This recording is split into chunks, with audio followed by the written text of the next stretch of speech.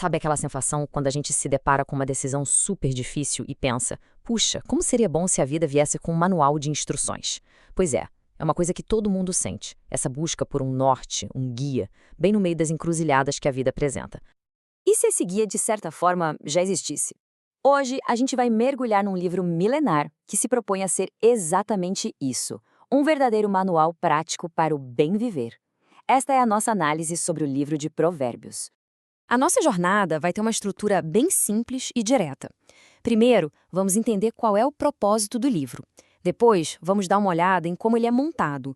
Em seguida, a gente mergulha nas suas ideias principais e, para fechar, vamos conversar sobre o legado e a importância de tudo isso hoje em dia. Então, vamos lá. Começando pelo começo. Por que esse livro foi escrito? Qual era a intenção por trás dele? A resposta é, na verdade, bem direta. Ao contrário de outros textos antigos, Provérbios não foca tanto em profecias ou em grandes histórias. Ele pertence ao que chamam de literatura de sabedoria e funciona mesmo como um manual prático. O objetivo é claro, oferecer um guia, um norte ético para as decisões do dia a dia, sempre pensando no bem-estar das pessoas e da comunidade. E o mais curioso é que o próprio livro já abre o jogo logo no comecinho. Essa citação aí resume perfeitamente a missão dele. O objetivo é transmitir sabedoria, instrução, prudência, conhecimento. É quase um convite para aprender a arte de viver bem. Ok, agora que a gente já entendeu o porquê, vamos para o como. Como esse livro foi montado? Qual é a sua estrutura? E aqui tem um ponto que é fundamental para entender Provérbios. Ele não foi escrito de uma vez só por uma única pessoa. É muito mais parecido com uma coletânea, uma playlist de sabedoria, sabe? Compilada com todo o cuidado ao longo de séculos, juntando ditados e textos de várias fontes diferentes. Essa tabela nos dá um mapa bem claro de como o livro é organizado. Perceba como ele é dividido em várias coleções. A gente começa com discursos mais longos sobre a sabedoria, atribuídos a Salomão, e depois parte para os provérbios mais curtinhos e diretos, que são a marca registrada do livro. Mas não para por aí. Ele também inclui outras vozes, como as palavras dos sábios e até mesmo os ditos de figuras como Agur e o rei Lemuel. É essa variedade de fontes que torna o livro tão rico, tão cheio de nuances.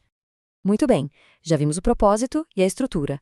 Agora, vamos para o coração do livro, os temas centrais, aquelas ideias que ficam martelando ao longo de toda essa coleção. Se tivesse uma única ideia que serve de alicerce para todo o livro, seria esta: o temor do Senhor. E é super importante entender que isso não é sobre ter medo de Deus, não. A ideia aqui é de um profundo respeito, uma reverência, um reconhecimento de que existe uma ordem moral no universo. Para os autores de Provérbios, a sabedoria de verdade só começa a partir desse ponto. E a partir dessa base, o livro inteiro constrói um contraste bem forte, quase um drama, entre dois caminhos, o caminho da sabedoria e o da loucura. E isso é apresentado de um jeito muito prático. Sabedoria não é só uma ideia abstrata, é um jeito de viver que leva à vida, à prosperidade, a bons relacionamentos. Já a loucura, bem, ela é o caminho da autodestruição. E essa sabedoria toda se aplica em temas muito concretos. Como a gente pode ver aqui, o livro fala sobre justiça nos negócios, sobre o poder imenso que as nossas palavras têm, sobre a diferença gritante entre ser diligente e ser preguiçoso, e até sobre a nossa relação com o dinheiro. Não são ideias flutuando no ar, são conselhos diretos para o cotidiano. E é por isso que eles continuam tão atuais. E tudo isso nos traz para a nossa última parte. Ok, é um livro antigo, a gente já entendeu, mas e daí? Qual a relevância disso para a gente agora, no século XXI? Por que prestar atenção nisso? Então, o grande legado de Provérbios é este. Ele não é uma lista de regras para cada situação imaginável. Ao invés disso, ele oferece algo muito mais poderoso, uma estrutura ética para a gente pensar. A ideia é cultivar um tipo de caráter, uma sabedoria que nos prepara para navegar as complexidades da vida, para que a gente consiga escolher, quase que naturalmente, o caminho da integridade e do bem-estar. E, para fechar, fica aqui essa reflexão. A gente vive na era da informação, com acesso a uma quantidade infinita de dados.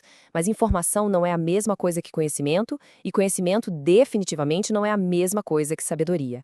A pergunta que Provérbios nos deixa e que ecoa com uma força tremenda hoje em dia é: no meio de tanto barulho, de tanta informação, como é que a gente faz para buscar e encontrar a verdadeira sabedoria? Uma questão para se pensar.